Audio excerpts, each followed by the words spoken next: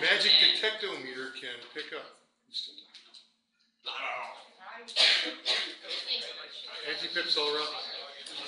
Let's talk about limits of infinite sequences. To find or estimate the limit of an infinite sequence or determine that the limit does not exist. Let me just give you a little reason why we look at limits. It's the essence of calculus. Because in Algebra 1 you did all that easy stuff where you could figure out the slope of a line from 2 points. Rise over run. But what if I want the slope of a curve? What if I want the instantaneous rate of change of a function at a given point? If I put that just a point in twice, I'm going to get 0 over 0. The tangent line to the function at that point, that's considered the derivative at that point. Yeah. So now how do you get the slope of that tangent line? You can try and draw it. Make the triangle. No, you can try and draw it so it looks like the function at that point, but is drawing going to give us an accurate answer? Take that slope. Take that one. Oh, that's the whole point. To get a slope, we need a line. We need a tangent line. And all right now, we know for sure is the point on the function. Do a triangle. We did that in chemistry. Yeah. A triangle? Yeah. But first you have to draw the tangent line, then you do the triangle. Yeah. The trick is drawing a really accurate tangent line. And we can get it by doing the limit process of turning 2 points, which make a secant line, into a tangent line by seeing what the limit is as we have the 2 points become 1. So same thing here with infinite sequences. We're looking at the limit as n goes to infinity. We never get there, but we can talk about what the limit is. So for instance here, let's look at the first 6 terms of this. The first term is a half to the first, so that's a half. How about the second term, Tiwa? Want to make sure you can see from over there? It's a fourth. That's Tiwa. The third term, a half to the third, eighth. The fourth term, a half to the fourth, 16th. I think you can guess what the fifth term is. 1/32. And the sixth term. 1/64. I thought you meant like 1 over 1/32. No, okay. So, we're approaching what? 0. 1. 0. Well, if you're adding that. We're not going to add them up yet. Oh, but if you add them 2 up, sections from now, Sam. Maybe we'll get there on Friday. Okay? I'm ahead of the curve. Clearly, as n goes to infinity, the terms of the sequence get very small and approach 0. 0. Okay. Call this a limit. The limit of 1/2 to the n as n approaches infinity is denoted like this. Write this down carefully now. L-I-M. We usually script that because it's so easy to put in script. Limit. That's L-I-M is short for limit. Limit, and then underneath, you describe what's happening with the independent variable, the input, the index. The limit as n goes to infinity, there's that sideways 8 for infinity, of 1/2 to the n power, and it equals 0. Okay? Can your TI-9 help you with this? Yeah, there's a limit thing in the calculus menu.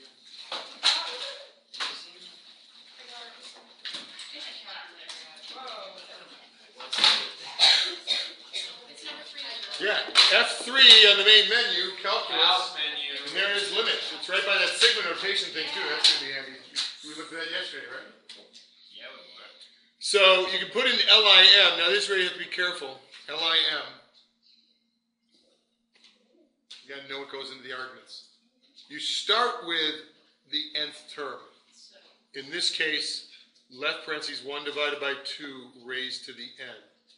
You can use x if you want, as long as you're consistent. Because that's why in the second argument you have to say what is your index variable.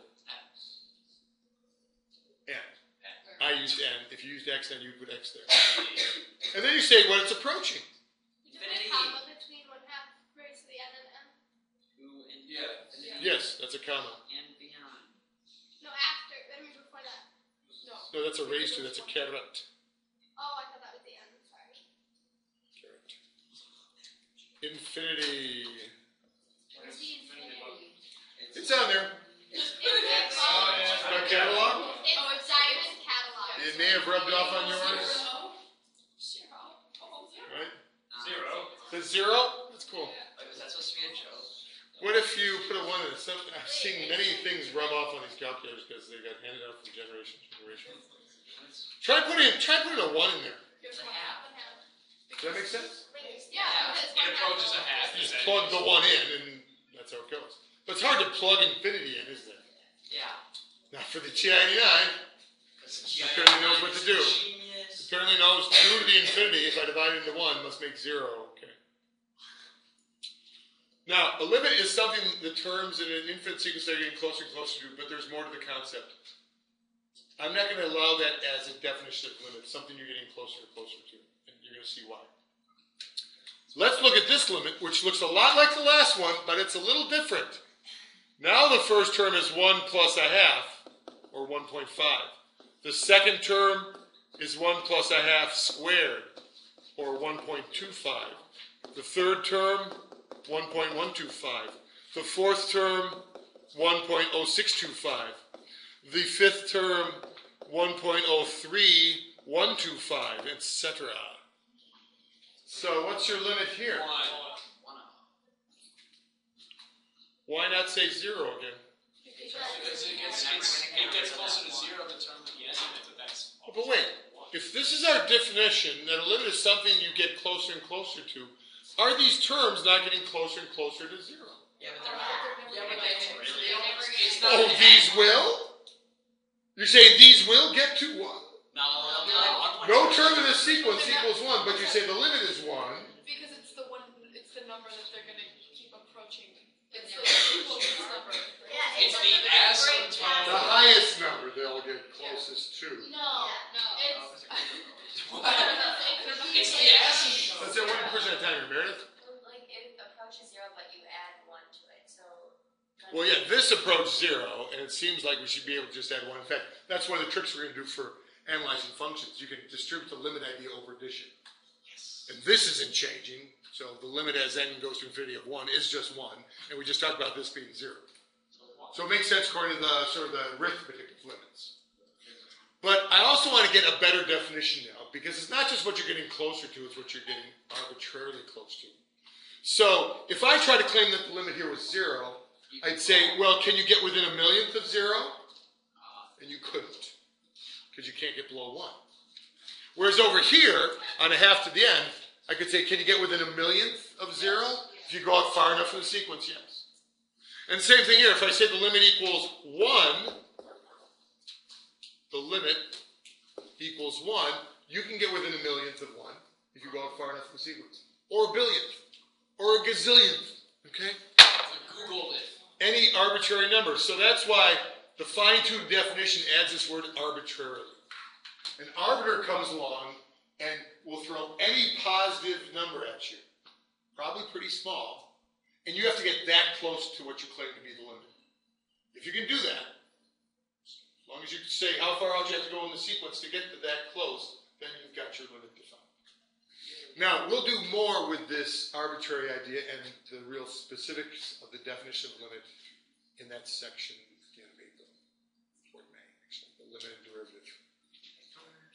Okay?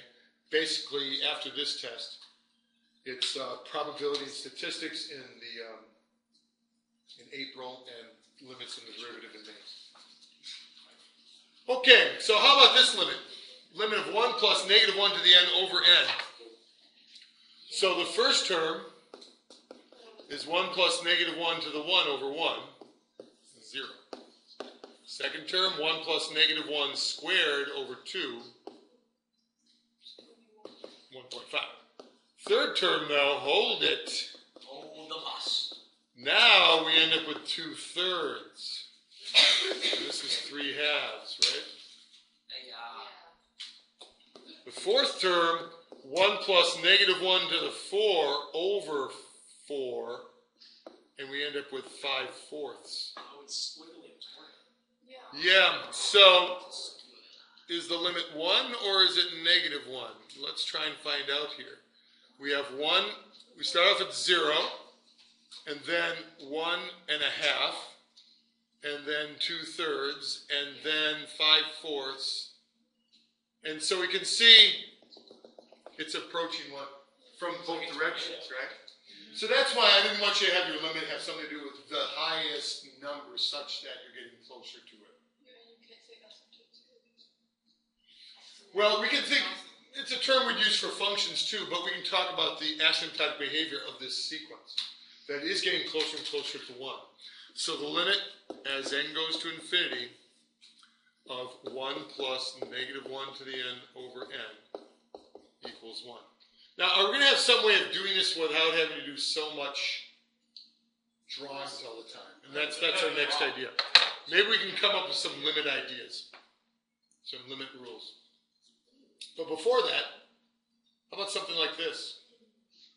The sequence then is the sine of 1, sine of a half, sine of a third, sine of a fourth. And these are all in radians. So when you look at the unit circle, 1 radian is up here, and then half a radian, right?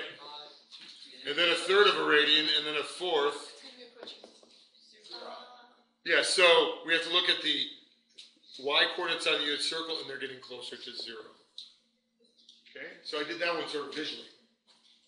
You could have also done this as the sine of the limit as n goes to infinity of 1 over n. And clearly, what's that?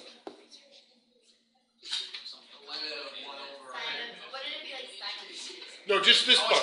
The limit of that, n goes to infinity of 1 over n. 1, a half, a third, a fourth, a fifth, that's getting closer to 0. And the sign of 0 is 0. So you can basically take that limit idea. If you have the limit of the composition of functions, you can take the outer function, pull that out, and take the limit of the inner part, and see what happens. Okay?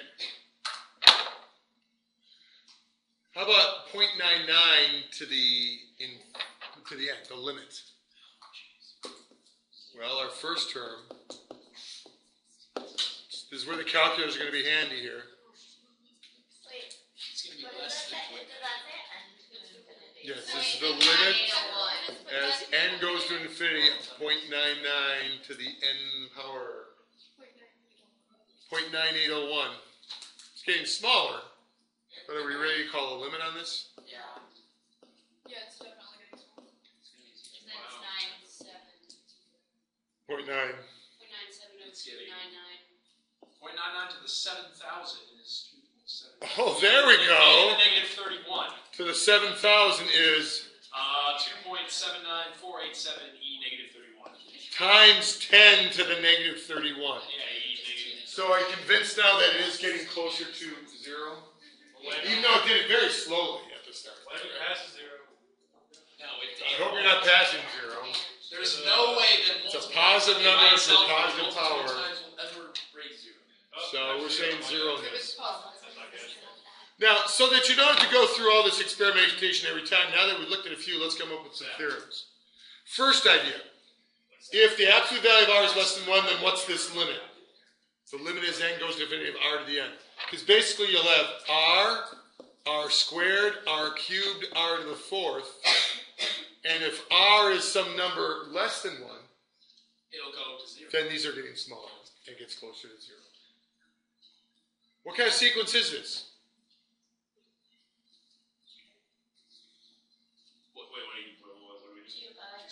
This is geometric, right? This is basically a simplified geometric form. Remember, it's normally t sub 1 times r to the n minus 1. And somebody's just taking the r to the n out of that, right? Yep. Okay. So geometric sequences will approach 0 if the common ratio is between negative 1 and positive 1. Find these limits without a calculator. Now, what I want to do, though, before we get into this, is add a couple more limit rules. Because what happens with this, we talked about this, the limit as n goes to infinity of 1 over n, that's not really in this category, is it? Here, n is part of the power, right? And we have like a fixed common ratio for a geometric series. But 1 over n is considered, it's called a harmonic series. 1, a half, a third, a fourth, and so forth. And those terms are definitely approaching 0. Yes. Note none of the terms themselves are 0. But clearly we talk about the limit that they're getting closer to 0 because we can pick any arbitrary distance and we can get that close. Even I say 5 millionths can get within 5 millionths of 0. Well, no, Yeah, the if you go out to calculator's rounding. 5 million in one, the 5 million first term should get you within a 5 million, right? The calculator's rounding. No, we won't let that happen. Yes. Actually, I'll tell you. Now, special division bar on this.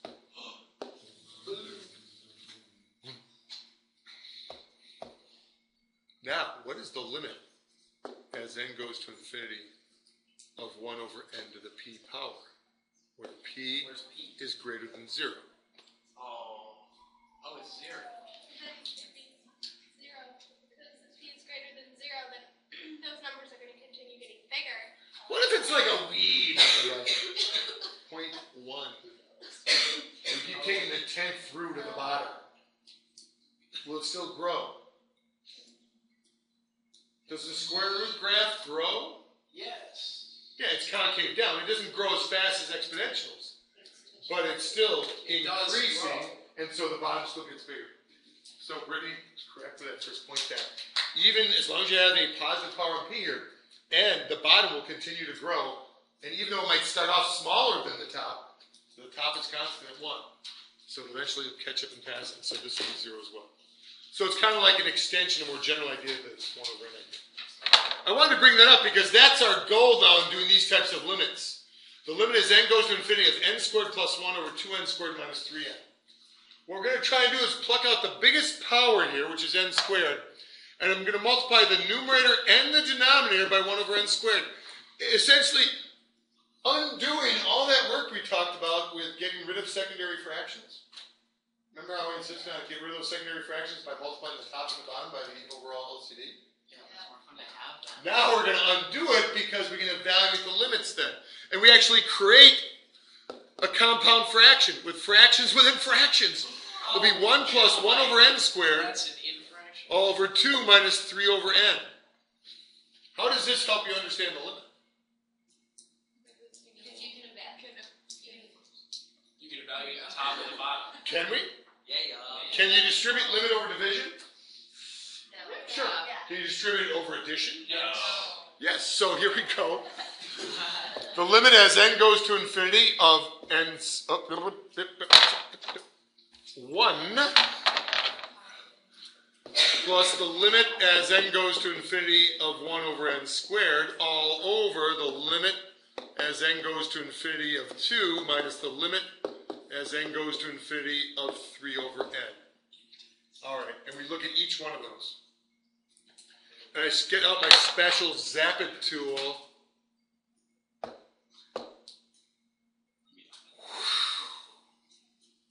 You do this in physics a lot. As n goes to infinity, what happens to 1 over n squared? Yeah, let's look at a very nice vector. What's this limit?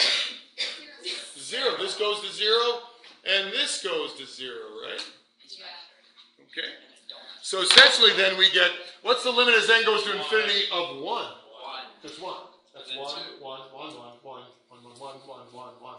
It's just going to stay 1. 1 plus 0 over 2 minus 0 is a half. So there's your limit. Did you want to ask your calculator if it is of the same opinion with this little limit thing? Now, you might say, oh, that's so much quicker on the calculator. You're going to find, once we learn the trick, you're going to be faster than the calculator on this kind of problem. Yes, Tio. Okay, so if there's harmonics, like series, or like Or 1 over n to the p, where p is greater than 0. and you're not adding it or subtracting it by anything, will it always reach 0? That would just be 0. What if it, wait, maybe this was her question, but I didn't understand what's going on. What if you just had like limit of n? Well, if it's just the limit of n, that's not going to approach the limit. The limit as n goes to infinity of n, the identity sequence, 1, 2, 3, 4, 5, 6, 7, 8, where are we going? The restaurant there in the universe there, infinity, right? And there's no limit. It's what we call divergence. Oh, so that would be It the works? Excellent. So then Calculator agrees. wait, Good job. So then, if you have a limit of n, you would say the limit? Or Well, like actually, what's we'll possible? do those, we'll say infinity. Okay. Depending on which infinity you're getting close to, if there is such a thing. See, it's possible to have a limit, a set number, But then it's also to follow a trend when you diverge. And that could be either infinity or negative infinity, or you can just say it's approaching two different limits, so there's no limit. And we'll look at these. Let's look at this one. I'm going to do the same trick now. Multiply the top by 1 over n cubed and the bottom by 1 over n cubed. And I'm using the highest power on n. Okay? So the limit as n goes to infinity of 5 over n plus, now I'm going to write this out because I got a lot of grief on this last time. The other class. Moved a little too quickly with this. Square root of n over n to the 3. What is that? 5 over n plus 3 plus 7 over n cubed. And let's write it as n in the bottom because that's we want to see if we can use our rule. Oh, okay. You know that 1 over n to the p rule? Yeah. This is n to the what power? 2.5 powers on the bottom, right? Because it's n to the 1/2 over n to the 3 is n to the negative 2.5 or 1 over n to the 2.5. Does everybody see that we have more n's on the bottom than on the top? Right? And that's kind of the key. Understanding what's going on with this specific term. This term is going to have its bottom growing faster than the top, so it's going to approach 0. Okay. So now we can just call this 0 plus 0 over 3 plus 0. So it's 0. Are you sure? Oh, yeah. Sure it's not undefined? Because I was in this Yeah. It's when you divide by 0. Play That's this when game, it's right. Okay? How would you put that if you wanted to get with your calculator? How would you input it? Because I typed it and You should be able to do it, and you got to make sure you put parentheses around the top and the bottom. That's why I might have given you an infinite thing if you just did divide by. yeah, that's it. Yeah, get groups around the top and the bottom. Okay? Now notice, we've talked about this before. Basically, I mean, these aren't polynomials, but they're going to act like polynomials in terms of this is the leading term. And the top is increasing by the square, but the bottom is increasing by the cube. So what's growing faster here? The bottom. So if the bottom grows faster than the top, you're going to approach 0. On this last problem, we saw that the top and the bottom basically were both squares. So we ended up with a ratio of the coefficients on those squares. So let's look at our third scenario then. But before that, let's get the terms down. Sequences that have limits are called convergent. They converge on the limit, either from above or from below or by alternating, but converging. So if I pick an arbitrary positive number, you can get that close to the limit. If a sequence does not have a limit, we call it divergent. Divergent. And that's like this one. A half, here's 1, negative 1. We've got a half, then negative 2/3, then 3/4, then negative 4/5, then 5/6. So you could think, oh, we've got 2 horizontal asymptotes here. Could we say it's a limit of 1 because we never get above 1? But that's not our definition. Do we get arbitrarily close to 1? Now you might say, oh yeah, as long as you look at the other terms. No, the whole point is, once you get less than this arbitrary gap, that you'll continue to get closer, you're not going to get away from it again. Okay? So that's why I could say, okay, can you get within 1/10 of this? Yeah, if I go out to 9/10. But then you're going to have negative 10/11. And now you're way further than 1/10 away. So this is an example of something that does not have a limit, but I wouldn't say the limit is infinity or negative infinity, because it's not hanging off in those directions, is it? Yeah, this is a divergent sequence. It does not have a limit. Okay? Yes. Sorry, this is going back to something we did before. But when you have the limit of another function, like a sine or tangent or something, I know you take the inside function of whatever the limit of what was in the parentheses. Yeah, you see what's going on with the inside function. But then, like, if you had like a sine or a tangent, like, do you solve for Well, yeah, it's going to be in radians. Okay. In That was this case back here, n was in radians. And how would you know that though? Because I don't see a degree symbol, Okay. so I assume radians. Okay. Okay? All right.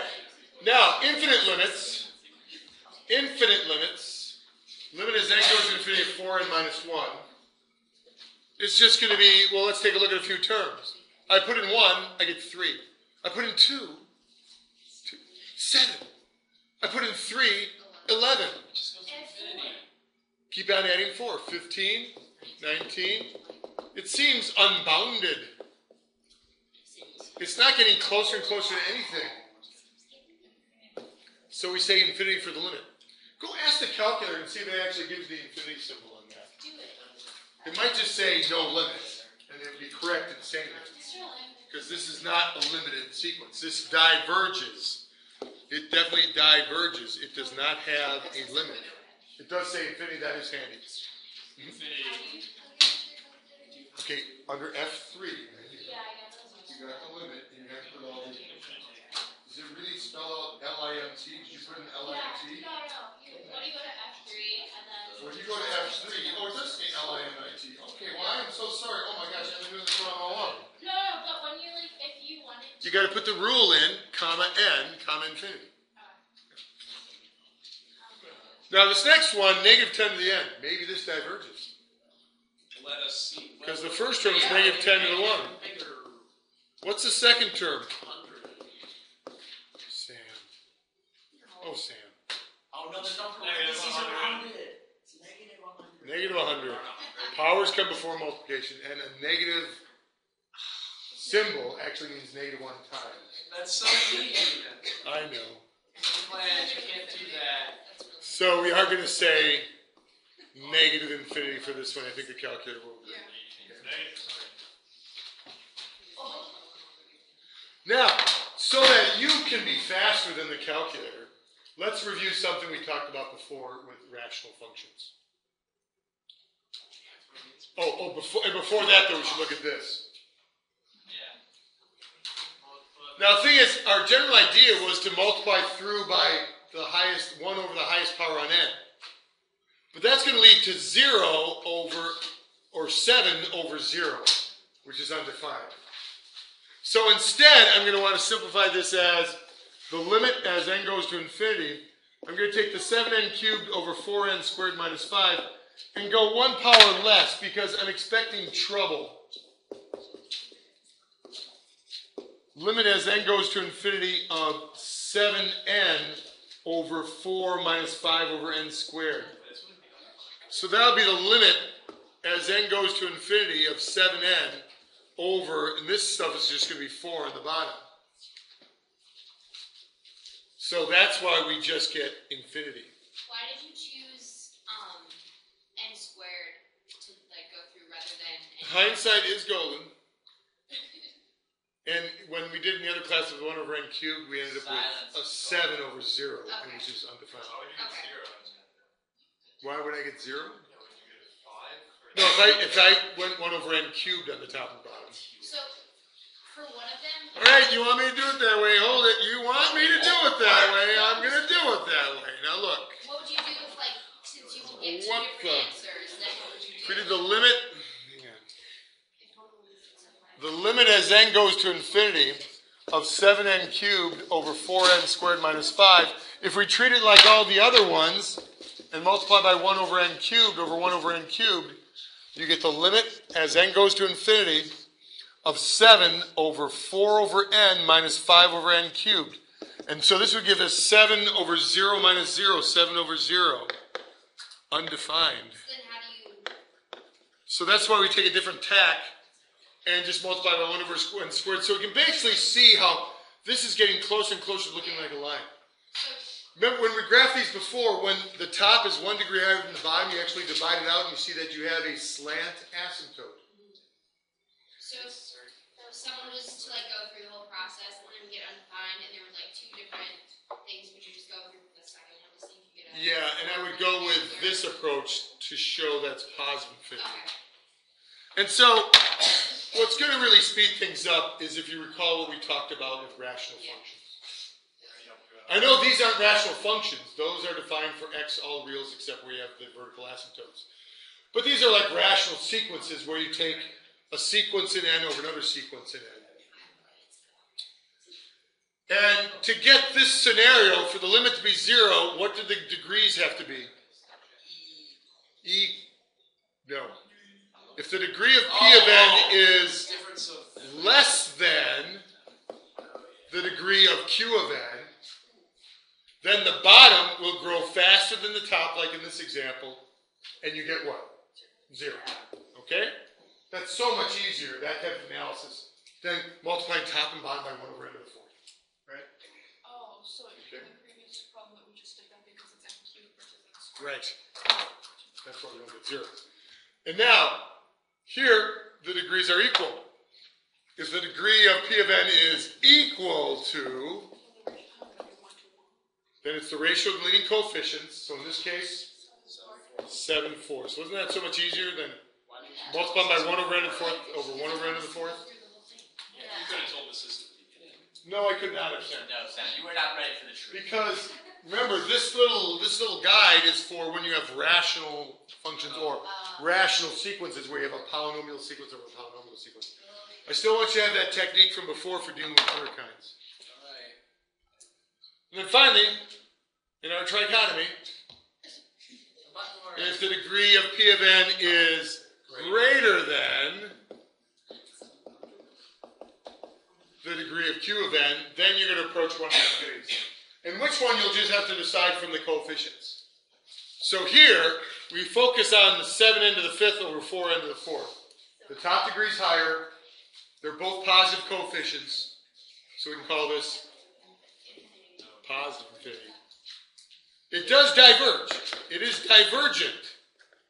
So don't give the impression that that is the limit, but if I ask for the limit, I want you to answer with a trend for the sequence.